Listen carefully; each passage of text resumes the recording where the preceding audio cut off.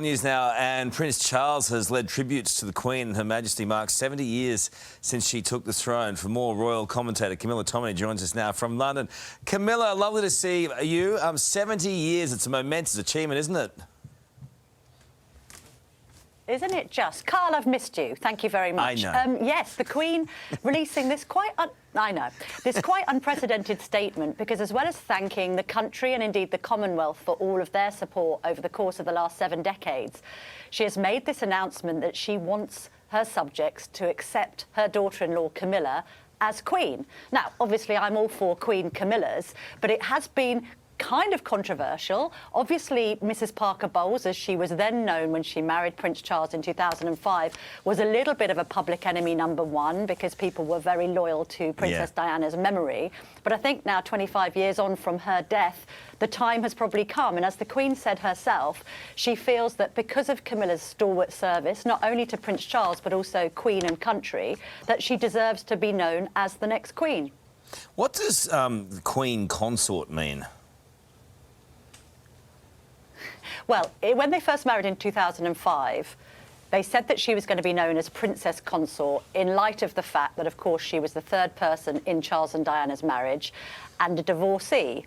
They've now changed that guidance, and in recent years they removed the term Princess Consort from the royal website, and now they're saying that she should be Queen Consort.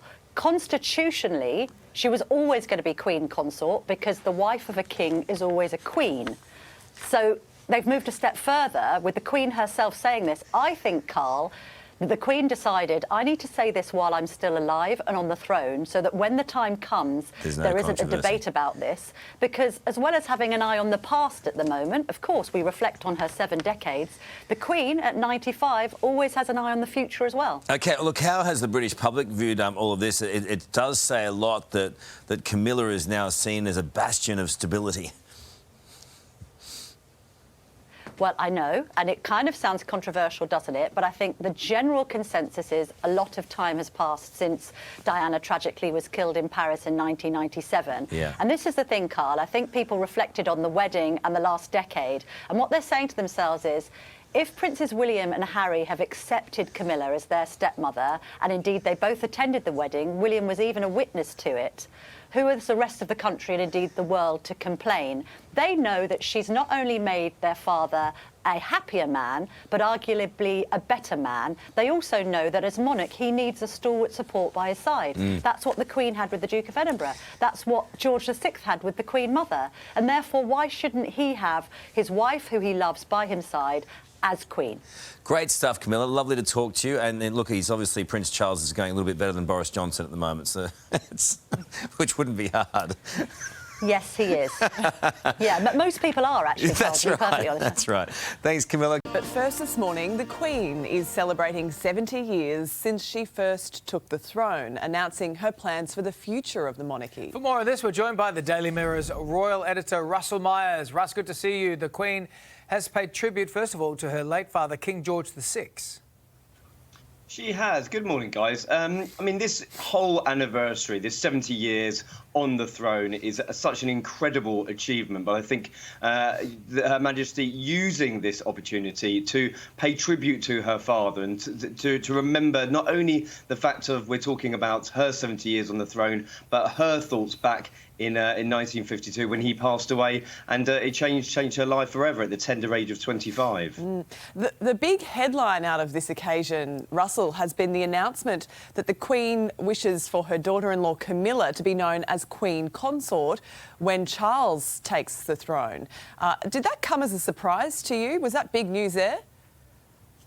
I mean, absolutely extraordinary. I think over recent months, there's been a few rumours flying around that people were thinking that the palace would potentially one day come out with something like this. And the Queen saying that it's my sincere wish that Camilla becomes known as Queen Consort. Now, Prince Charles has always said, for his part, that Camilla would be known as Princess Consort. And I think it shows you what an extraordinary passage of time it's been, and Camilla has just got on with the job. I mean, she was, you know, let's not forget, public enemy #1 at some stage, and the fact that she's put her head down, got on with the job, and is remarkable fun to be around. She's one of my favourite roles to work with, and I think that this is a just reward for all that she has achieved in that short space of time. As you say, though, it's a big turnaround for public sympathies too with Camilla.